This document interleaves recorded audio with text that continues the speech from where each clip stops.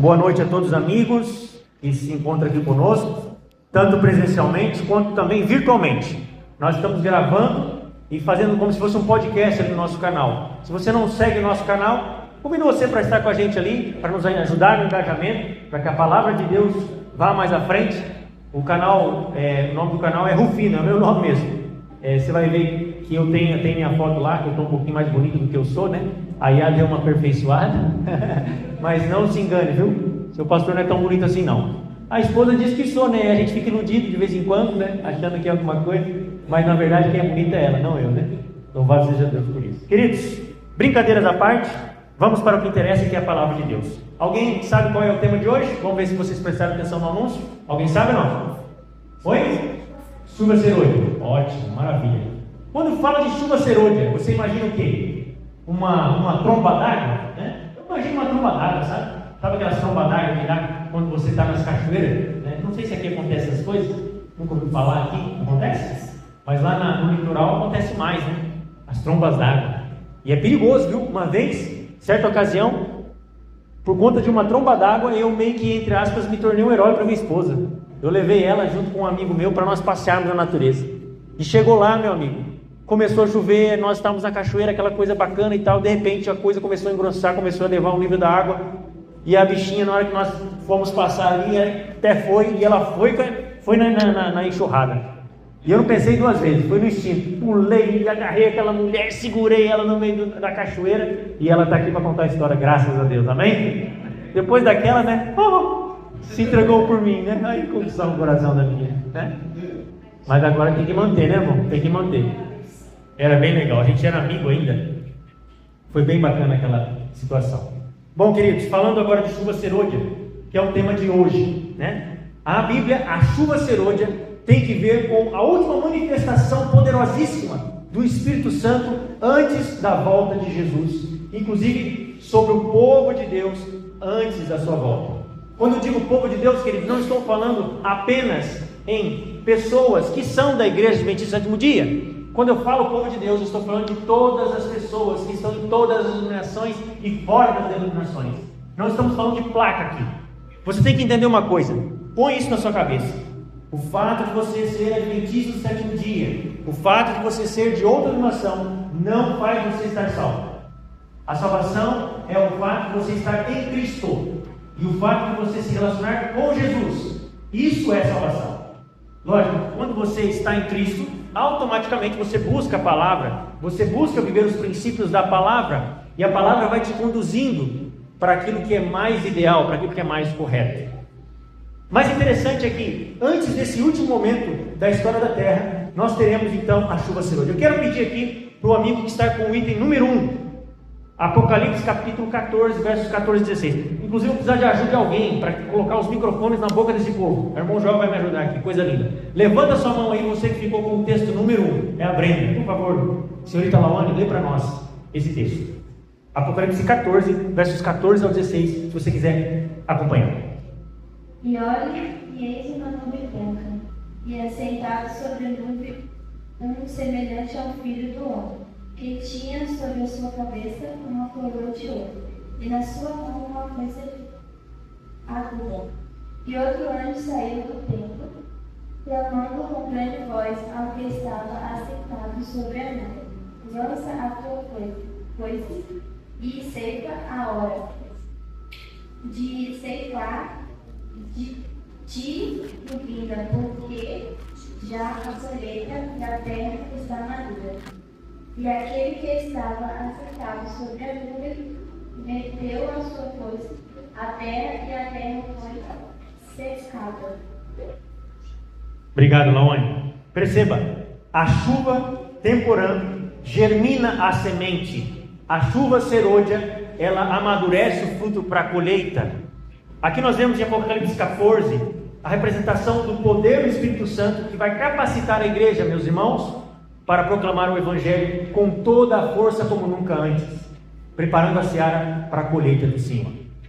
Veja, Joel capítulo 2, verso 28, está escrito, acompanha na tela ou na sua Bíblia, você que decide.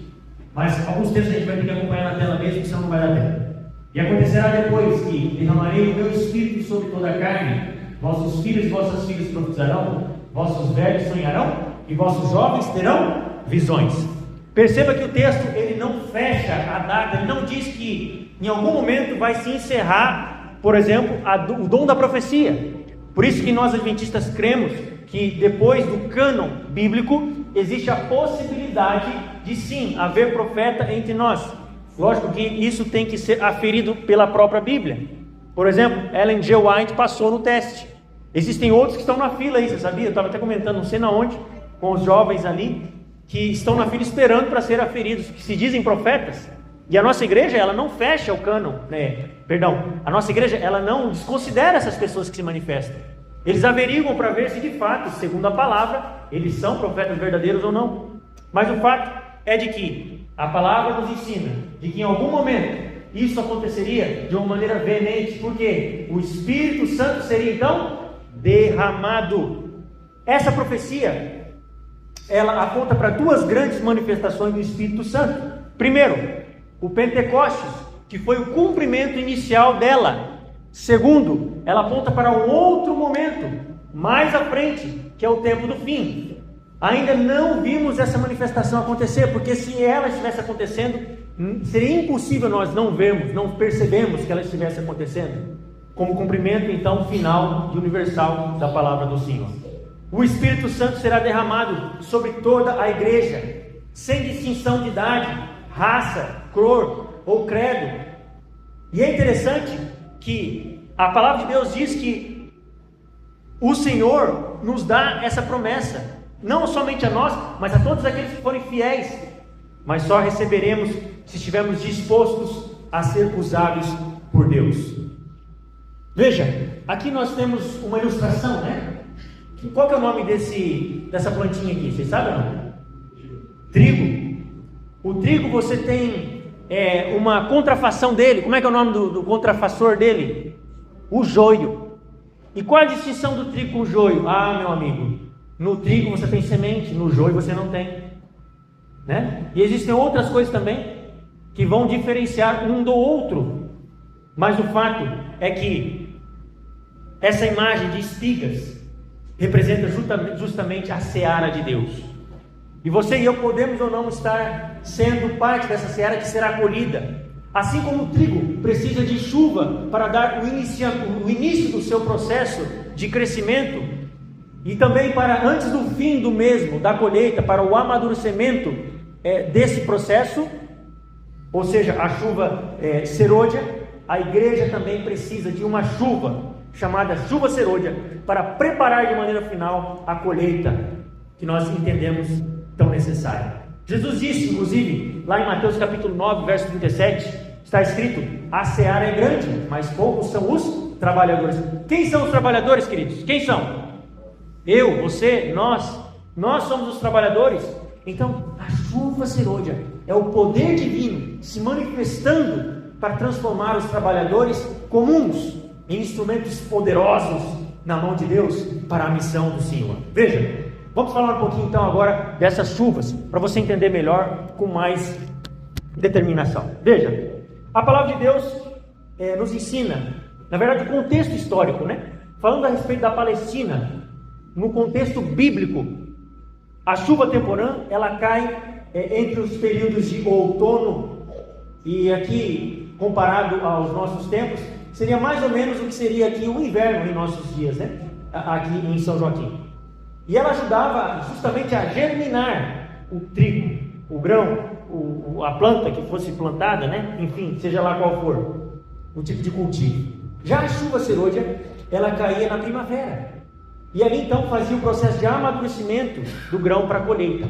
E a primavera, diferente aqui dos nossos dias, ela acontece no primeiro trimestre lá na Palestina. Diferente dos nossos dias aqui, né? Pois, espiritualmente falando, a chuva temporã então simboliza o Pentecostes e a obra inicial do Espírito Santo. E a chuva serôdia vai então simbolizar o derramamento final do Espírito Santo antes da volta de Jesus. Ficou claro então? Deu para entender? Vamos avançando. Veja, vamos falar agora um pouquinho mais sobre a chuva temporã. Na chuva temporã, a gente tem ali algumas experiências iniciais do Espírito Santo. Por exemplo, você tem conversões, você tem arrependimento, tudo isso citado em Atos capítulo 2. Ao você estudar o livro de Atos, você vai perceber que alguns estudiosos até dizem que ele deveria ser chamado de o Atos do Espírito Santo, não Atos dos Apóstolos, né? Porque o que eles conseguiram fazer foi pela obra do Espírito Santo. Ali nós vemos a obra do Espírito Santo trabalhando as pessoas para que elas tivessem um novo nascimento. E vimos ali o início dessa obra, através de Atos capítulo 2, no Pentecostes. A serva do Senhor, a profeta, ela diz, inclusive no livro Testemunho para Ministros, página 506, o seguinte, abre aspas: sem a chuva temporã, a planta não pode brotar. Sem a obra inicial do Espírito no coração, não pode haver crescimento espiritual. Então, a chuva temporã, meus amados, é o ponto de partida, é o início.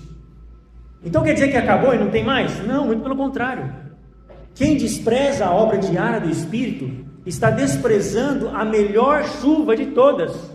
Porque sem essa comum chamada temporã, você não recebe a incomum, a serôdia.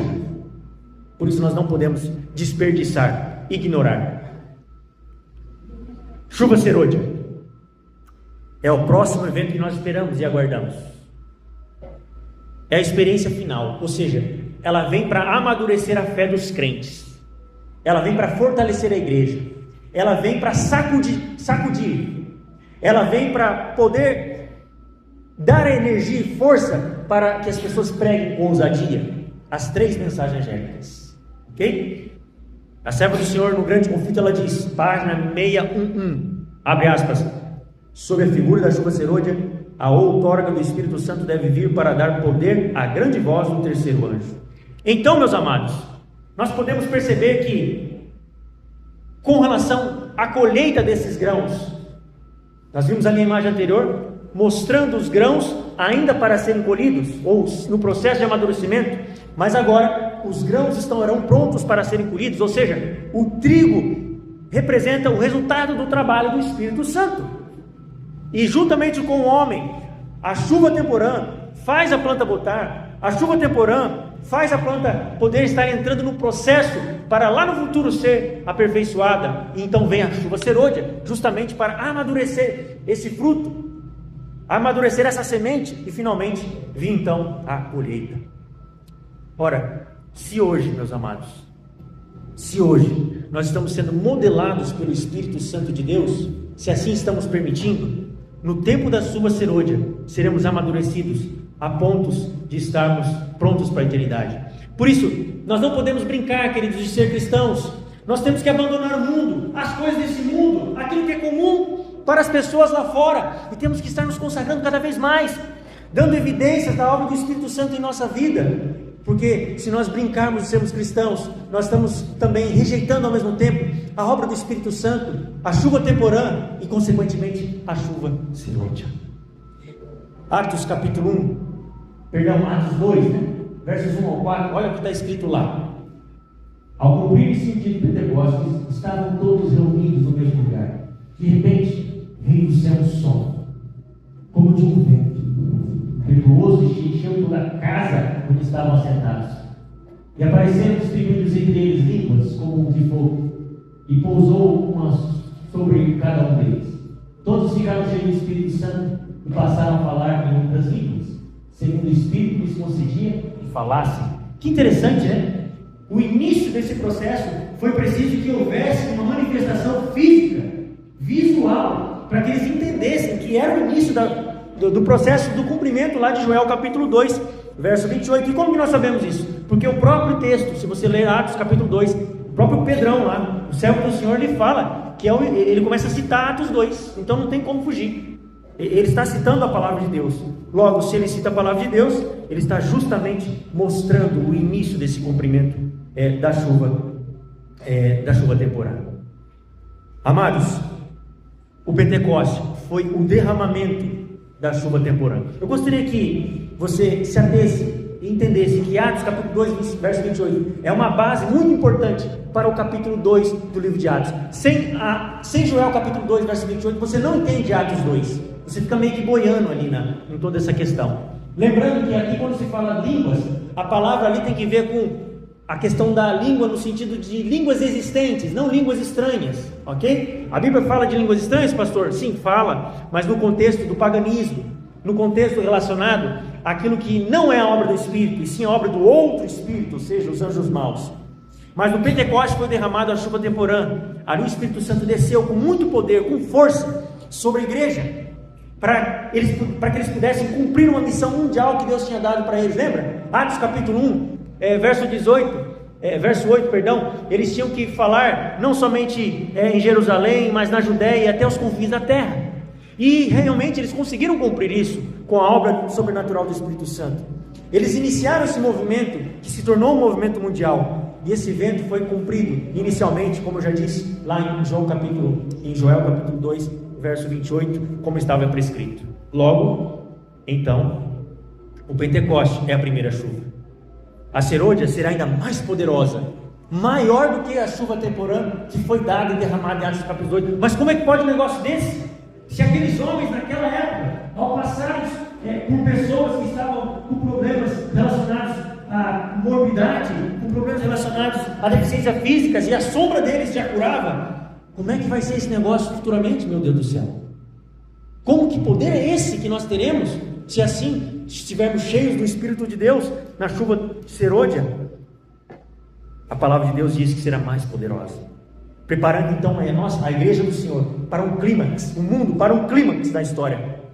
O Pentecoste, na verdade, é um modelo pequeno, uma miniatura do que será lá no futuro. Sabe, às vezes a gente fica mendigando, né? Almas para o Senhor. Às vezes a gente fica feliz que batizamos 8, 7, 6. Uma tristeza danada, porque quando a gente olha para o Pentecoste, queridos, 3.000 numa pancada só. Não dá tempo nem de passar em comissão diretiva. Os anciãos vão ter que batizar junto. Você está entendendo? Eu não vejo isso, não vejo a hora disso acontecer.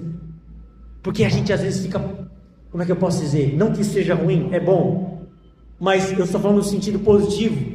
Vai ter um momento em que questões administrativas terão que ser deixadas de lado, para o bom progresso da obra do Senhor, porque quem está conduzindo é o Espírito. Não vai dar tempo de ficar colocando no sistema. Aliás, o sistema já era. Nesse momento não tem mais acesso ao CMS não. Desculpa a nossa querida secretária aí e líderes. Não tem mais quiz, não tem mais nada. Por quê? Porque o Espírito tomou conta e agora a gente tem que pregar, não dá mais tempo para ficar colocando dados no sistema. Pastor não tem mais salário, o irmão também não tem, nós temos que viver pela fé, e assim sucessivamente. É a obra do Espírito em nós. Queridos, é por isso que a última chuva será maior. O Pentecostes não foi senão o início, diz ela. O derramamento do Espírito Santo nos últimos dias será ainda mais abundante. Grande conflito ainda na página 611. Existe no calendário judaico a festa do Pentecostes, né? Eu gostaria de dizer para vocês que o Pentecoste em hebraico significa Shavuot, né? Ou, se você pronunciar Shavuot, era uma das 3 grandes festas anuais de peregrinação. Há um texto que fala sobre isso. Eu gostaria de que o amigo ou amiga que pegou Êxodo capítulo 23, verso 14 em diante, número 2 aí, tá? O 2 e Êxodo capítulo 23, verso 14 em diante. Leia para nós. Foi o Paulo que pegou? Então lê para nós, querido, por gentileza. Êxodo 23, versos 14 ao 17. 3 vezes no ano me celebreis festas. Guardarás a festa dos pães asmos. 7 dias comerás pães asmos, como te ordenei, ao tempo apontado no mês de Abib. Porque nele saíste do Egito. Ninguém aparecerá de mãos vazias perante mim. Guardarás as festas da cega, dos primeiros frutos do teu trabalho, que ofereças semeando no campo, e a festa da colheita, a saída do ano, quando recolheres do campo o fruto do teu trabalho. 3 vezes no ano, todo homem aparecerá diante do Senhor Deus. Obrigado, Paulo. Então, como eu disse anteriormente, aqui você tem um Pentecoste, que era uma das 3 grandes festas anuais. Mas também, você percebe, dentro do contexto ali de Levítico, capítulo 23, versos 15 em diante, quem ficou com Levítico, capítulo 23, versos 15 em diante? É o terceiro verso a ser lido hoje, por vocês. Abduzir o texto que eu te dei? Está na tua mão. Quem é o abençoado que vai ler para nós aí? Se não tiver ninguém, eu leio aqui, não tem problema. Ah, é você, varão? Levítico 23, versos 15 e 16. Lê bem alto aí, porque senão o povo não vai te ouvir. Voltarei vós para o mesmo dia, meio cansado. Ele que entrou terra de mundo, está o terra no fim. 7 semanas e meio serão. Até o dia imediato ao terra de sábado. Contarás 50 dias, então trarei novos papéis de lugares ao Senhor. Obrigado, Douglas. Então perceba, ocorreu, ou seja, falando da Páscoa, né? O Pentecostes, perdão. O Pentecostes ocorreu 50 dias após a Páscoa, como o próprio verso aqui diz que deveria acontecer, né? Daí o nome Pentecostes, por causa do número 50, né? Ou grego Pentecoste, 50º, ok? Essa festa da colheita do trigo, que está decifrada aqui em Êxodo 34, 22, que é o quarto verso que nós vamos ler aqui agora. Alguém tem, por favor, a bondade de ler para nós? Pega o microfone na boca e leia, para os nossos amigos também que estão na internet poder ouvir. Também guardará as festas da semana, que é as primícias da cega do trigo, e as festas da colheita do fim do ano. Obrigado, Douglas. Então era essa festa da colheita do trigo, e que todo o povo trazia então as suas primícias da produção para o templo em gratidão. Ano que vem nós vamos fazer uma festa das primícias, vai ser bem bacana, e aí vocês vão ter mais ou menos o gostinho de como que era naquela época, tá bom? Vai ser bem legal. Então, simbolicamente falando, ela apontava para uma grande colheita espiritual, né? Ou seja, os primeiros frutos da obra do Espírito Santo na igreja.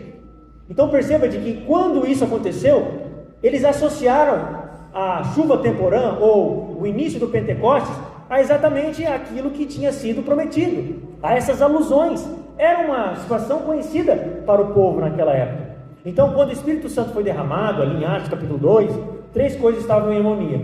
Primeiro, a profecia de Joel capítulo 2, verso 28. Segundo, o calendário judaico, né, que estava alinhado justamente com essa cerimônia. E terceiro, o momento da ascensão e entronização de Cristo no céu, porque Jesus já não estava mais entre eles, mas ele tinha sido assunto ao céu. E veja, Jesus tinha prometido o quê? Que somente receberia o Espírito Santo quando o processo de aceitação do Pai fosse concluído. E ali então a promessa aconteceu.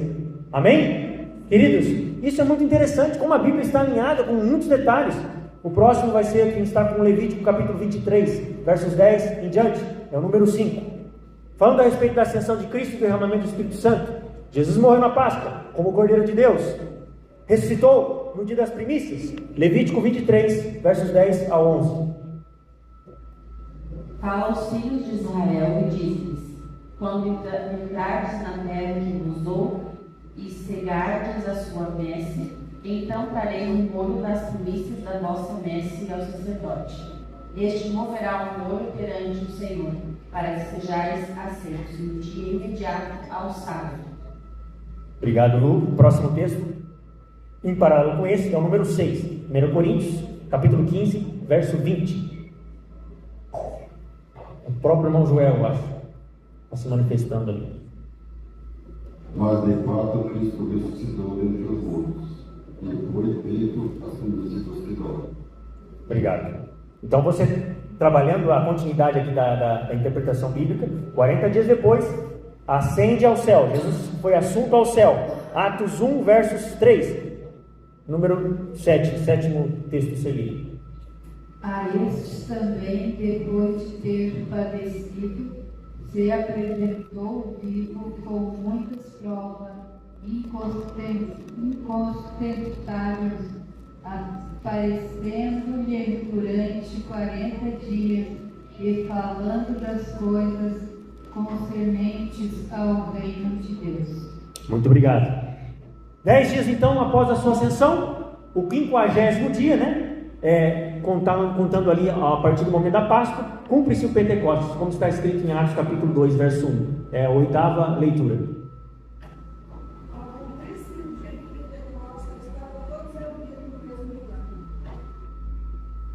Obrigado, irmã, Lucilene.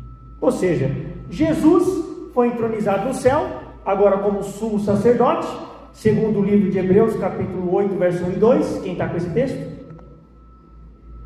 Dá tempo aí para o irmão Joel pegar o microfone para você? Ora, o essencial das coisas que temos dito é que possuímos tal sumo sacerdote, que se assentou à destra do trono da majestade nos céus, como ministro do santuário e do verdadeiro tabernáculo que o Senhor erigiu, não o homem. Perfeito, Malu. Então, como evidência da sua glória, de que ele foi entronizado, foi aceito o seu sacrifício, o Pai derrama então sobre os seus filhos o Espírito Santo, sobre a igreja, para a mesma ocasião em que isso acontece. Muito interessante. A serva do Senhor, no livro Atos dos Apóstolos, na página 38, escreveu: Cristo foi glorificado no céu pelo Pai. A prova de que havia recebido toda a autoridade foi o derramamento do Espírito Santo sobre os discípulos. Então, as línguas de fogo, né, e a universidade da missão, que nós vimos ali, estamos vendo aqui, né, como uma ilustração pela IA, aqui nós percebemos que o Espírito Santo desceu em línguas como fogo. Atos capítulo 2, verso 3, fala sobre isso. Alguém ficou com esse texto? É o 10ª leitura. A esposa aqui. Deixa ele chegar até a ti, irmão. O microfone. E viram que pareciam línguas de fogo, que se separaram e pousaram sobre cada um deles. Obrigado, meu amor. Veja, queridos, nesse caso aqui, o fogo significa purificação, o fogo significa poder, né? O Espírito Santo, ele é prefigurado, ele é simbolizado de várias maneiras no Antigo e no Novo Testamento, como óleo, como fogo, como vento, né? Ele tem essas qualidades ou essas ilustrações, tanto no Antigo quanto no Novo Testamento. Nesse caso, os discípulos, eles começaram a falar em línguas estrangeiras.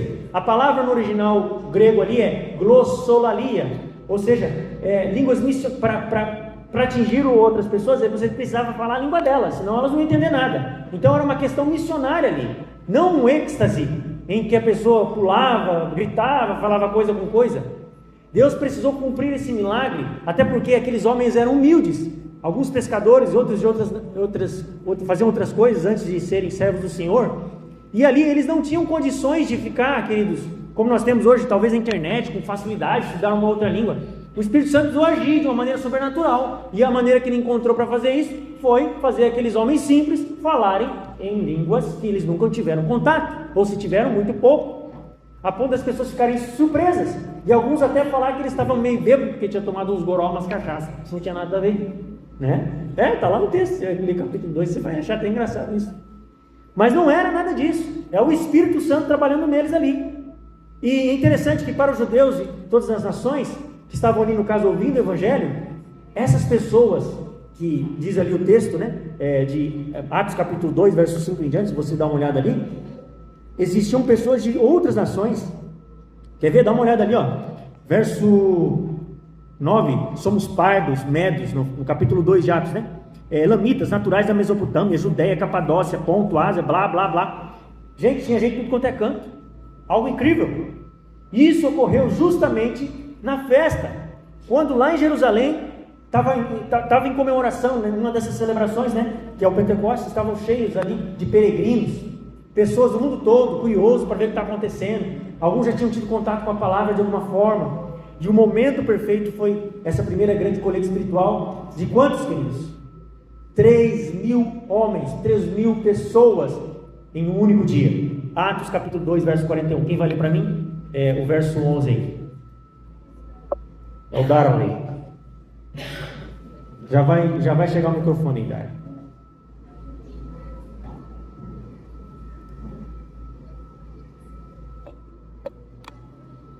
Então os que lhe aceitaram a palavra foram batizados. Também uma festa naquele dia que faz 3 anos. Viu? A palavra mesmo disse. E é interessante que essa data é uma data histórica. Perceba que nós estamos falando aqui, mostrando as comparações no Antigo Testamento e para a ocasião ali no Novo Testamento, no calendário judaico do século I, né? Ela caía geralmente ali por volta de maio ou junho, essa data aqui do Pentecostes, né? Então vai depender também ali da lua cheia, que estaria determinando a Páscoa a ser celebrada. Jesus morreu na Páscoa, o 14 de Nisan, segundo a profecia, segundo a história, isso seria mais ou menos ali em torno de abril. Por isso que geralmente nós celebramos, né, a Semana da Paixão, mais ou menos por essa data. O Pentecoste, ele foi celebrado no 50º dia após o sábado da Páscoa. Isso está escrito em Levítico capítulo 23, versos 15 e 16. Seria o 12º leitura aqui para nós. Quem é? Ao Pentecostes, contém 7 semanas a partir dos dias imediatamente após o sábado e a partir do dia em que sucede o peixe do oferta por vida, inversão ser semanas inteiras, até o dia que vem depois do 7º sábado, contém 50 dias, então apresente novas ofertas de cereais ao Senhor. Obrigado, Alex. Então, queridos, esse 50º dia após o sábado da Páscoa era o 6 de Sivan, ok? Ano 31 depois de Cristo. Os nomes é um pouquinho diferente dos nossos, janeiro, fevereiro, março, abril, né? Os deles são os nomes mais distintos. Então, não temos o dia exato, infelizmente, né, do calendário gregoriano moderno. Porém, nós temos aí uma ideia geral. Nós sabemos que foi um domingo, em maio ou junho ali, daquele ano que ocorreu todo esse episódio. Então, na época em que Jesus ascendeu ao céu, em que ele foi entronizado lá diante do Pai, o Espírito Santo então foi derramado com o primeiro da festa do Pentecostes. Você sabia disso? É muito interessante isso. Dá uma olhadinha aqui agora, em Atos capítulo 2, verso 15. Ali está escrito: esses homens não estão embriagados, como vinho dispensando, sendo esta a terceira hora do dia, né? Então, olha que interessante, né? É o texto que eu citei anteriormente. Os discípulos estavam cheios do Espírito, foram mal interpretados, né? Mas o poder que eles receberam era tão sobrenatural que as pessoas viam que tinha algo diferente. Lógico que tinha sempre um para acusar, para falar mal. Não era humano, era algo divino, né? O Espírito Santo capacitou eles a falar em línguas estrangeiras para pregar o Evangelho em todas as nações. Queridos, eu vou me lembrar depois disso. Anota aí, meu amor, se você puder mandar para mim. Mas eu vou mandar para vocês mais ou menos uns 2 testemunhos em nossos dias de pessoas que foram usadas por Deus nesse nível, apenas gotículas, em que Deus fez com que eles, ou as pessoas que receberam a mensagem, entendessem na língua delas, e a pessoa que falou não tinha contato com a língua, não sabia nada. Em nossos dias já acontece isso. Existem várias histórias, né? No contexto da Igreja Adventista, talvez existem em outras denominações também, não sei, mas enfim, estou falando especificamente aqui entre nós. Isso mostra que a obra do Espírito Santo sempre gera oposição, né? A gente viu ali, sendo chamados e acusados ali por estarem embriagados, e gerou incompreensão, gerou intolerância, né? Mas também ocorreu ali alguns resultados extraordinários. Quer dizer também que quando nós recebemos o Espírito Santo, eu oxalá que estejamos prontos, queridos, na chuva serôdia, você também pode ser acusado de bêbado, né? Você pode ser acusado de alguma coisa que na verdade não seja essa realidade. Infelizmente pode acontecer com você também. Vamos dar uma olhadinha para mais alguns versos aqui de Atos capítulo 2, versos 16 e 17. Mas o que ocorre é que foi dito por intermédio do profeta Joel, já Pedro falando, né? E acontecerá nos últimos dias, diz o Senhor, e derramarei o meu Espírito sobre toda a carne, vossos filhos, vossas filhas profetizarão, vossos jovens terão visões, e sonharão vossos velhos. Então Pedro declara de que o Pentecoste era o cumprimento parcial da profecia de Joel. Entenda que o derramamento completo, queridos, só vai acontecer quando mesmo? Nos últimos dias. Pode ser que seja nos nossos dias.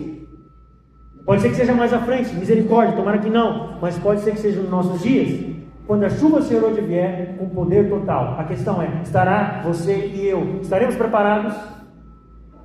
Pedro reconheceu que havia um tempo para a profecia, tanto inicial quanto para o fim. E nós precisamos discernir isso hoje, porque nós estamos às portas, queridos. E muitos têm percebido isso, da chuva ser hoje. E Deus quer nos preparar para recebê-lo. E quando eu digo isso, ao conversar com alguns colegas, eles têm percebido isso também, que tem tido um peneiramento na igreja já. As pessoas estão desistindo da fé. Por pouca coisa elas se vendem, porque não têm o Espírito diariamente, não estão buscando. Você e eu estamos arriscando a nossa vida eterna por pouca coisa. Por favor, não faça isso. Se coloque diante de Deus todos os dias, leia a palavra, busque em oração, testemunhe de Jesus, congregue. É muito importante esse processo na minha e na sua vida. O Pentecoste marca a dispensação do Espírito. E aqui o Pentecoste foi o início da era do Espírito. Desde então, ela tem atuado na igreja, tem convencido, ele, o Espírito, convencido, tem guiado, tem exortado, tem santificado o povo de Deus. Atos capítulo 1, verso 8 diz: mas recebereis poder exercer sobre vós o Espírito Santo, e sereis minhas testemunhas, tanto em Jerusalém, como em toda a Judéia e Samaria, até os confins da terra. Então, meus irmãos, saiba de que esse quadro representa aquilo que nós estamos falando aqui. A ação do Espírito Santo por meio da igreja cristã, Pentecostes, ou seja, chuva temporã, semeadura, novo Pentecostes, ou chuva serôdia, a colheita. Esse é o quadro. O Espírito Santo não é dado para conforto espiritual. O Espírito Santo não é dado para você dizer: estou cheio do Espírito, e para você ficar de braços cruzados. Mas o Espírito Santo é dado para que você seja capacitado, para que eu e você sejamos capacitados para a missão. Se você recebe o Espírito Santo e não fala de Jesus para as pessoas, se você recebe o Espírito Santo e não vai falar e não vai pregar, então provavelmente você não mais vai receber o Espírito, ou não é o Espírito Santo que foi derramado sobre você. Nós temos que fazer essa autoavaliação. A chuva temporã deu o poder para os apóstolos levar o Evangelho, pregar a palavra de Deus, falar em Jerusalém, na Judéia e até os confins da terra. A chuva serôdia também, queridos, de igual modo, vai ser dado à igreja para proclamar de maneira final essa mensagem, só que agora numa escala global. E o derramamento do Espírito está sendo sempre ligado ao cumprimento da missão. Sempre ligado ao cumprimento da missão. Quando você recebe o Espírito, quando você busca Jesus, através do Espírito Santo, você fica incomodado que o seu vizinho ainda não conheceu Jesus. Você fica incomodado que aquela pessoa chata de galocha lá no seu trabalho ainda não conhece Jesus. Você fica incomodado, você ora, você intercede. O Espírito não é um adorno, queridos. Não é um chaveirinho que a gente leva para lá para cá. O Espírito Santo é uma pessoa, e ele nos atua e trabalha conosco para uma força missionária. Mateus capítulo 24, verso 14 diz: e será pregado esse evangelho do reino para todo mundo, para testemunho em todas as nações, então virá o fim. Queridos, perceba que falta praticamente quase nada para que Jesus volte. Para mim, na minha visão hoje, diante de todo um cenário político, religioso, questões relacionadas a coisas da natureza e etc., eu acho que só falta isso aqui. Para mim, eu tenho percebido isso. Não sei você. Depois eu vou compartilhar. Eu tenho sido negligente. Vou mandar para vocês. Anote também, por favor, minha amada. Eu vou mandar para vocês os slides anteriores dos outros dias. E esse também. Irmãos, a gente percebe que Jesus, ele estava diretamente ligado com a pregação. Ele curava, é verdade. Ele confortava, é verdade. Ele visitava, é verdade. Mas ele estava mais atrelado ainda à questão da pregação. E ele diz que nós também teremos que pregar antes do fim do mundo. E você sabe que há um atraso, há um delay para a volta de Jesus. E a culpa não é de Jesus, a culpa não é de Deus, a culpa não é do Espírito, a culpa é minha, a culpa é nossa, porque nós não estamos buscando como deveríamos. A falha não é divina, mas é um resultado de uma missão que não foi completada. E isso já aconteceu com os nossos antepassados, inclusive o povo de Israel. Você sabia que eles deveriam ser um exemplo para as outras nações? As pessoas deveriam olhar para eles: rapaz, que povo gosta, que coisa maravilhosa, rapaz, que maravilha, a comida deles é uma maravilha, tudo que eles fazem é uma maravilha, a música que eles ouvem é uma maravilha, o Deus deles é maravilhoso. Eu não aguento, eu preciso ser também judeu, eu preciso ser israelita. Era para ser assim, mas infelizmente não foi. E de igual modo, da mesma maneira, antes o evangelho era centrífugo, ou seja, as pessoas vinham até Israel, mas agora o evangelho é centrífugo. Você vai até as pessoas, você é a mensagem, você é a palavra que as pessoas talvez não estão lendo por aí, mas vão ler em sua vida. E se você da mesma maneira e eu não estarmos tão ligados em Jesus, através do Espírito, nós vamos também falhar. Quando nós permitimos que o Espírito nos use completamente, a obra será concluída. Amém? Queridos, Apocalipse 18, verso 1, estamos já para o final. Depois dessas coisas, vi descer do céu outro anjo, que tinha grande autoridade, e a terra se iluminou com a sua glória. Esse anjo, queridos, ele simboliza o poder final do Espírito Santo, que vai iluminar toda a terra com a glória de Deus. E ele vai estar usando pessoas comuns como eu e você, mas cheios do Espírito. E aqui nós temos então a culminação da pregação das 3 mensagens angélicas. Você pode ver ali, essas mensagens angélicas estão em Apocalipse capítulo 14, verso 6 em diante. Eu não vou ler aqui agora, todos vocês conhecem muito bem. Porém, essas mensagens angélicas estarão proclamando a questão da adoração ao Senhor, só que de uma maneira forte. A gente costuma chamar de alto clamor. Ok? Então a chuva serôdia está atrelada ao alto clamor. Então esse é o momento em que a chuva serôdia vai estar capacitando o povo de Deus, proclamando a verdade como um poder invisível e chamando o mundo para decidir entre o selo de Deus ou o selo da besta. A serva do Senhor diz lá no Grande Conflito, página 611, a obra do Senhor será semelhante à do Pentecostes, só que em proporção muito maior. Falando a respeito das 3 mensagens angélicas, o derramamento da chuva serôdia será diretamente ligado à proclamação das 3 mensagens angélicas de Apocalipse capítulo 14, versos 6 ao 12. E ali diz que é necessário adorar o Criador, chamado à verdadeira adoração. O mundo onde as pessoas adoram tudo menos a Deus. O mundo onde as pessoas adoram um outro Cristo, não o Cristo da Bíblia. As 3 mensagens angélicas, a segunda diz que nós temos que denunciar Babilônia, um sistema religioso apóstata.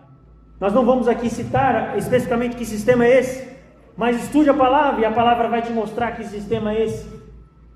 O fato é de que ele vai estar dominando o mundo, e o povo do Senhor, esses 3 anjos, que em teoria deveríamos ser eu e você, em nome de Jesus, estaremos denunciando esse sistema religioso apóstata. A terceira mensagem, ela fala contra a marca da besta, que é a decisão final da humanidade, entre escolher adorar a Deus ou não. Isso vai ser evidenciado em um dia. Aqueles guardarão um dia, outros guardarão outro dia. Quem receber o selo de Deus guardará o 7º. Quem não receber o selo de Deus guardará o 1º dia. E a palavra de Deus diz lá em Apocalipse 14, verso 14: olhei e eis que vi uma nuvem branca, e sentado sobre a nuvem, semelhante ao Filho do Homem, tendo na cabeça uma coroa de ouro e na mão uma foice afiada. Perceba aqui a analogia. Foice para colher o quê? Para colher o grão, para colher o trigo. Aqui vemos Jesus como ceifeiro. A imagem é de um julgamento, a imagem é de colheita. A coroa mostra que ele é o rei. E se ele é o rei, a foice que foi bem afiada vai estar colhendo aquilo que está maduro. E o trigo que é bom será colocado no celeiro. E o joio que não é bom será jogado, arrancado fora e tacado fogo. E na Bíblia, essa cena ela simboliza especificamente a volta de Jesus, quando os justos estarão sendo recolhidos como trigo para o celeiro, e infelizmente os ímpios, ou o trigo, o joio, estará sendo recolhido para ser tacado fogo. E o amadurecimento desse trigo só pode acontecer perante o derramamento da chuva serôdia. Apocalipse 14, versos 15 e 16 diz: outro anjo saiu do santuário, gritando em grande voz para aquele que se achava sentado sobre a nuvem: toma tua foice, a ceifa, pois chegou a hora de ceifar, visto que a seara da terra já amadureceu. E aquele que estava sentado sobre a nuvem passou a sua foice sobre a terra, e a terra foi ceifada. Então esse texto, queridos, mostra que a missão terá um fim um dia. Por enquanto ela não se encerrou, sequer começou como deveria, mas o Evangelho amadurecerá. E um dia a seara estará pronta para a colheita final, cujo ceifeiro é próprio Deus, Jesus Cristo, o Espírito Santo. A ceifa virá no tempo certo. E se vocês e eu estivermos prontos, poderemos participar dessa única e grande esperança. Em meio, queridos, a um tempo de crise que estamos vivendo, Aqui estamos confortáveis, mas quando você olha para outros países, guerras, rumores de guerras, coisas terríveis acontecendo, milhares de pessoas morrendo todos os dias, sendo estrupadas, sendo levadas a cativeiro, sendo levadas para a escravidão sexual e etc. Só coisas ruins, engano, perseguição, mentira. A única esperança para nós é o derramamento da chuva serôdia, porque sem o Espírito Santo não haverá poder para nós enfrentarmos a crise final, não teremos condições de proclamar o Evangelho a todo mundo. Em consequência, nossa esperança não está nos métodos humanos, não está nos programas, não está no poder, na força, no tanto de tempo que você estudou teologia, não está nos cargos, não está no fato de você ser um líder da igreja. Não! A força e a solução está no poder do Espírito, diz o Senhor dos Exércitos, Zacarias capítulo 4, verso 6. Quais são as condições? Porque isso é importante, as pessoas precisam entender. Para receber o Espírito. Falamos tantos, né? Que vai acontecer e precisamos estar prontos, aquela coisa. A chuva serôdia, irmãos, não cairá de forma automática. Não basta você dizer assim, sou cristão, e agora a chuva serôdia automaticamente cairá sobre mim. Não é como você chamar o elevador e vai subindo, né? Não é assim não. Não é. Se fosse assim seria muito fácil. Nem precisaria pregar, basta você estar na igreja, está tudo certo. Deus vai derramar o seu Espírito sobre um povo preparado. E algumas condições são necessárias. Por exemplo, oração constante. Você ora, você busca. E queridos, aqui falo como quem também está na busca, porque eu preciso melhorar muito. Tudo esse trem que eu estou falando para vocês aqui. Tudinho, né? E talvez você também tenha o mesmo senso que eu. Oração constante. Por isso que, como vosso servo, eu tenho tentado chamar a igreja para orar. Orar na madrugada, orar de noite, fazer vigília, reunião de oração. E agora eu vou ter uma experiência aí com o irmão Sidney, que vai ser muito interessante. Eu nunca fiz isso na minha vida. Ficar uns 2, 3 dias no mato, orando, buscando a Deus. A gente chama de retirada. Vou fazer isso, eu e ele. Orem por mim para que eu aguente o tranco, viu? Vamos ficar sem comer lá, vamos ver o que vai dar. Que Deus nos proteja dos javalis, né? Porque não é fácil. Mas existem alguns javalis que são piores que os javalis físicos. É o javalis do pecado. O inimigo tem nos tentado, nos assediado para estar longe do Senhor. E Ele te chama para orar, queridos. Temos que orar constantemente, buscar ao Senhor. E no processo de buscá-lo em oração, você precisa, e eu precisamos nos arrepender, confessar os pecados. Momentos de soluções de problemas estarão acontecendo quando a gente buscar ao Senhor. O Espírito também só será derramado quando houver unidade e fim das dissensões. Para você que esteve conosco na última vigília que nós tivemos aqui, você viu o que Deus fez comigo e com a irmã Tuane, né, irmã? Antes éramos inimigos, agora somos amigos. É obra do Espírito. Houve perdão, houve reconciliação. Isso pode acontecer com você também. Por quê? Porque se você e eu buscarmos o Espírito Santo, coisas maravilhosas vão acontecer na nossa vida, queridos. Relacionamentos conjugais poderão ser consertados. Seus filhos e filhas que estão fora dos caminhos do Senhor poderão voltar. Problemas relacionados a qualquer coisa poderá ser resolvido. Eu não estou falando que vai ser tudo uma maravilha, não. Mas vai ser resolvido do jeito de Deus.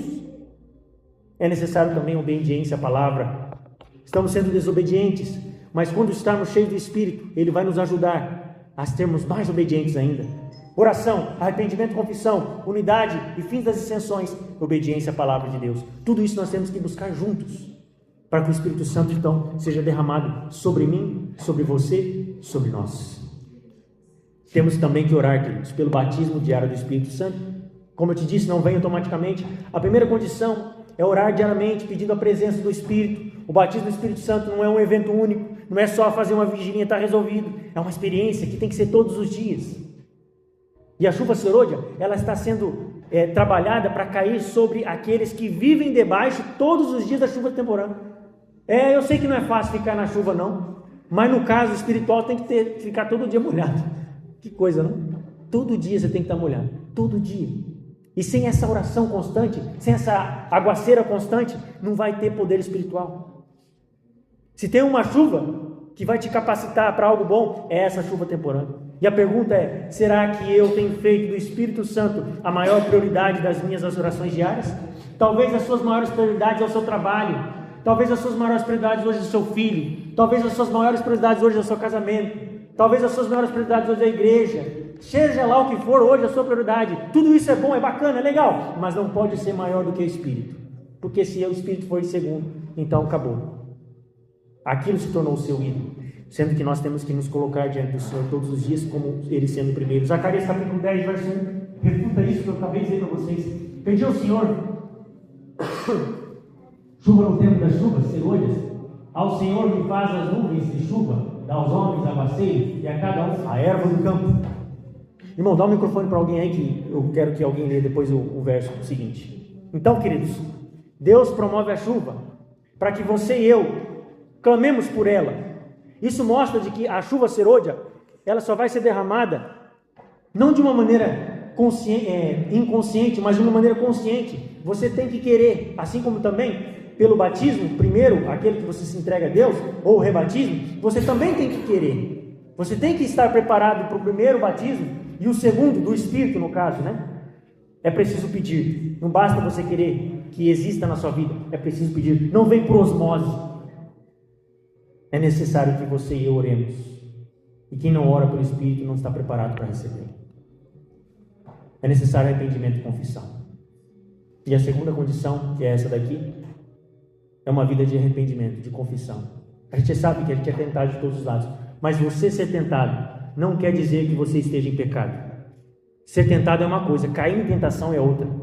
Alguém, por exemplo, que tem alguma dificuldade, por exemplo, sexual, e essa pessoa é tentada, você pode ter essa tentação. Às vezes você nasceu num ambiente, numa situação, se colocou muito tempo numa situação de pecado. O problema não é você ser tentado, o problema é você deixar-se ser levado pela tentação e cair nela. A chuva serôdia não virá para purificar o povo de Deus, mas sobre um povo que já veio de um processo de purificação. E o Espírito Santo não pode habitar num coração endurecido, meu irmão. A serva do Senhor diz de que a chuva serôdia não removerá as nossas imperfeições. É para dar poder à obra determinada, não para corrigir defeitos de caráter.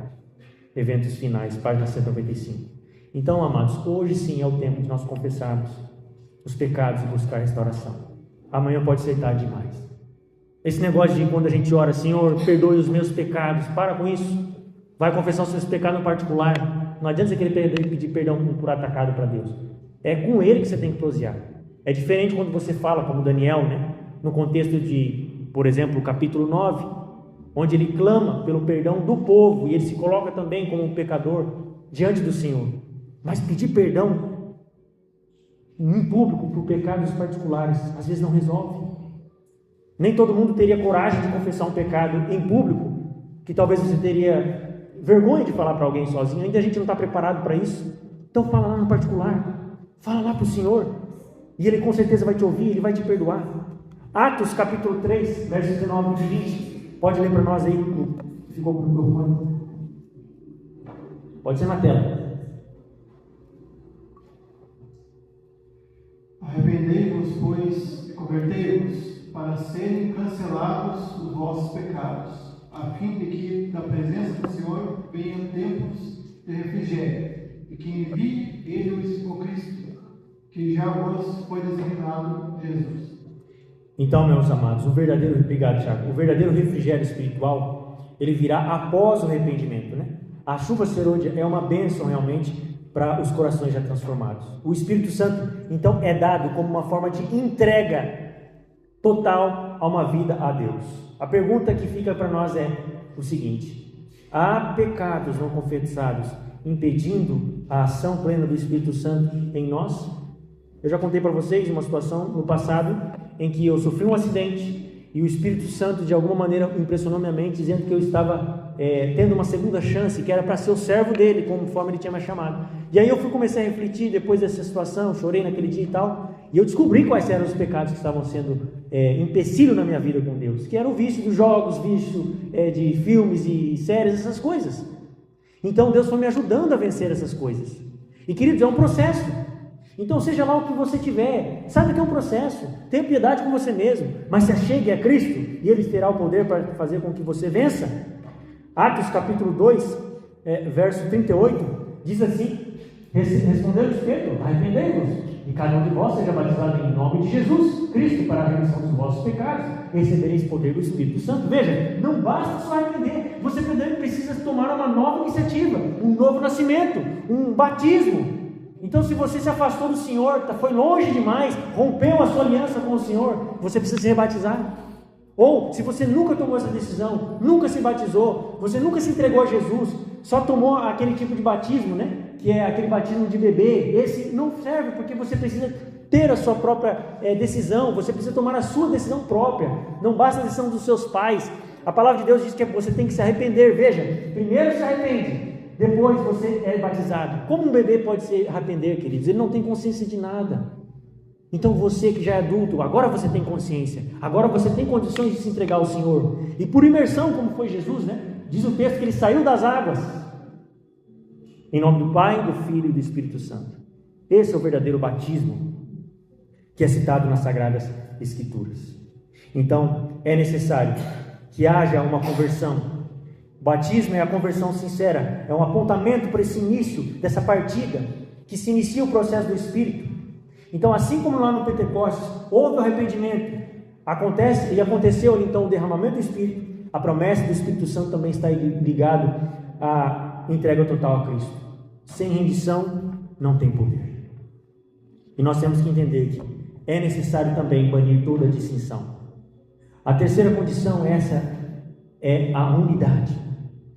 Queridos, vocês têm visto os milagres que Deus tem visto na nossa igreja. Nós somos testemunhas disso, né? Eu contei ali rapidamente um testemunho anterior, irmão. Mas veja, essa igreja já esteve em situações de guerra civil. É um dando tiro para lá, outro dando tiro para cá. Uma coisa terrível. Os coitados dos irmãos que chegavam levavam bala na cara. E por que o povo foi embora? Porque cansou de levar bala, cansou de levar chumbo. Agora as guerras estão sendo desfeitas. Então é necessário que haja essa unidade, mas não vai haver unidade se o Espírito não trabalhar no nosso coração. O Espírito não vai ser derramado sobre um povo dividido. Não pode haver partidarismo. Eu sou do pastor, eu sou do João, eu sou da Maria, não sei o quê. Não pode. No Pentecostes, eles estavam unânimes. Nós já lemos isso, Atos capítulo 2, verso 1. A serva do Senhor disse, no mesmo livro, com o título do livro de Atos dos Apóstolos, página 37, quando nos aproximarmos de Cristo, também nos aproximaremos uns dos outros. A dissensão e a contenda afastam o Espírito Santo. Talvez tenha sido por isso que ainda nós não vimos a manifestação plena dele em nós, na igreja. A unidade, queridos, é uma condição indispensável. Onde há fofoca, onde há orgulho, onde há divisão, não há chuva serôdia. Atos, capítulo 2, verso 46. Geralmente perseveraram em unânimes no templo, partiam pão de casa em casa e tomavam suas refeições com alegria e singeleza de coração. Eu acho que é por isso que vocês, a igreja, talvez escolheu fazer a coisa lá atrás, né? Não sei, mas o fato é de que havia uma unidade que se manifestava numa comunhão, uma simplicidade, uma alegria, e essa foi uma atmosfera que preparou os discípulos para o Pentecostes. E a igreja que deseja a chuva serôdia tem que viver em comunhão diária, tem que estar não apenas em reuniões ocasionais, mas tem que estar com frequência. Por isso a importância de congregarmos, irmãos. Paulo diz lá em Hebreus capítulo 10, verso 25, não deixemos congregar como é costume de alguns, antes façamos admoestações, tanto quanto vejo que o dia se aproxima. Atos 1,14, todos esses perseveravam unânimes em oração, com as mulheres, com Maria, mãe de Jesus, e com os irmãos dele. Veja, antes do Pentecostes havia oração coletiva, havia algo que era perseverante, unidade. Oração é igual ao derramamento do Espírito Santo. Então por que Jesus não veio ainda, hein? Por quê? Mateus 24,14, põe alguém para nós ler, por gentileza. Enquanto alguém lê, eu vou falando aqui. Queridos, essa é uma pergunta que ecoa no coração da igreja desde o início do primeiro século. E a resposta bíblica profética é a seguinte, é clara: Jesus ainda não veio, porque a obra que ele nos deu não foi concluída. Isso mostra de que o evangelho precisa ser pregado a todas as nações. Mateus 24,14. Tá procurando. Então a igreja precisa estar preparada espiritualmente. É o Daniel do Vale? Ok. O atraso, entenda, o atraso não é descuido. mas é misericórdia, no caso da parte de Deus. E esse evangelho do reino será pregado em todo o mundo, e testemunha a todas as nações, e então virá o fim. Obrigado. 2 Pedro 3,9, o Senhor não retarda a sua promessa, ainda que alguns a tenham por tardia, mas é longânimo para convosco, não querendo que alguns se percam, senão que todos cheguem ou venham arrepender-se. Há um grande dia de colheita, queridos, e ele está próximo. Uma grande colheita está diante de nós. A questão é, eu serei apenas um espectador ou um trabalhador no campo de Deus? Deus diz de que o campo é grande, a seara é enorme, mas poucos são os ceifeiros. Você é um desses poucos, ou você é um daqueles que não querem saber de ser ceifeiros? Apocalipse 18, verso 4 diz: ouvi outra voz do céu dizendo: retirai-vos dela, povo meu, para não seres cúmplices dos seus pecados e para não participares dos seus flagelos. Esse é um chamado final de Deus, queridos, para que eu e você saiamos de Babilônia. Babilônia é apostasia, é confusão religiosa, é um sistema religioso confuso e apóstata que leva-nos longe da palavra de Deus, que nos leva aos costumes mundanos, que nos leva a buscar o espírito dos demônios e não o espírito de Deus. É um poder contrário à chuva serôdia, que contrafaz a chuva serôdia. Mas a chuva serôdia estará capacitando a igreja, você e eu, para proclamarmos o Evangelho, dando esse convite mundial. Ainda tem outras ovelhas, não deixa Cristo. A mim me convém conduzi-las. Elas ouvirão a minha voz, então haverá um rebanho e um pastor. Veja, a obra de juntar as suas ovelhas vem direto do pastor, do nosso grande mestre. Nossa obra é pregar. Jesus, ele tem filhos secretos em todas as suas denominações. Em todas as denominações ele tem um filho. A chuva serôdia terá como resultado não mais deixar esse povo espalhado, mas reuni-los para um só aprisco. Olha que coisa interessante. E esse povo vai ser um povo fiel, queridos, unido, um só rebanho, um só pastor. A serva do Senhor diz no livro Evangelismo, página 692, o Espírito de Deus trará muitas almas das fileiras do inimigo para o lado do Senhor. Deus ainda está chamando pessoas. Deus está me chamando. Cabe a nós sermos instrumentos para alcançá-las. Você está disposto a isso? Estamos para o final agora. Tiago 5,7. Sede, pois, irmãos, pacientes até a vinda do Senhor. Eis que o lavrador aguarda com paciência o precioso fruto da terra, até receber os primeiros e as primeiras e as últimas chuvas. Amados, Tiago compara aqui nesse verso a volta de Jesus como agricultor. Quem é agricultor aqui? Levanta a mão, ou já foi? A maioria de vocês, né? Alguns estão meio receosos de levantar a mão. Mas eu tenho certeza de que vocês conhecem esse linguajar da agricultura. Sabe? O lavrador aguarda, ele tem que aguardar pacientemente o fruto crescer, amadurecer, etc. E ele o faz porque ele quer ver o resultado do seu esforço. Da mesma forma, Cristo, amados, ele está esperando que seu povo esteja pronto para receber o Espírito Santo. Mas nós precisamos de perseverar. Nós precisamos de paciência. O tempo da colheita está próximo. Estamos nos eventos finais. E a pergunta é: eu e você, estamos permitindo que o Espírito Santo amadureça a nossa fé para a ceifa final? Eu preciso falar com você agora um pouquinho mais perto. Entenda de que tudo aquilo que nós falamos aqui é muito importante e relevante. O Espírito Santo ele precisa ser derramado sobre mim e sobre você. Estamos nos tempos da chuva temporânea. Em algum momento, a chuva serôdia vai vir. E a questão é: você está intercedendo para receber essa chuva? Ou, quem sabe, você está sentindo que Deus está te preparando para que você um dia esteja preparado para receber essa chuva? Eu quero fazer um convite aqui na frente para você hoje, que talvez ainda não se batizou, não recebeu a chuva primeira, ou não recebeu a água primeira, que é o batismo. Talvez haja aqui entre nós alguém que nunca se batizou nas águas por imersão, e que você está sentindo no seu coração para que prepare-se um dia para que isso aconteça. Eu gostaria de chamar você aqui. Há aqui entre nós alguém que precisa se entregar ao Senhor através das águas? Você mesmo, irmão, então, vem para cá, irmão. Vem aqui carregado com a irmã Jô. Quero fazer esse convite para o senhor. Não estou falando para você se batizar agora, não é isso. Eu estou falando para que o senhor um dia... Oi? Mas por isso mesmo, o senhor tem que estar aqui na frente para nós orar pelo senhor, para que o senhor esteja preparado. Amém? Glória a Deus? É nesse sentido. Eu não estou falando para que o senhor esteja preparado, mas eu estou falando para que o senhor um dia esteja preparado. Amém, irmãos?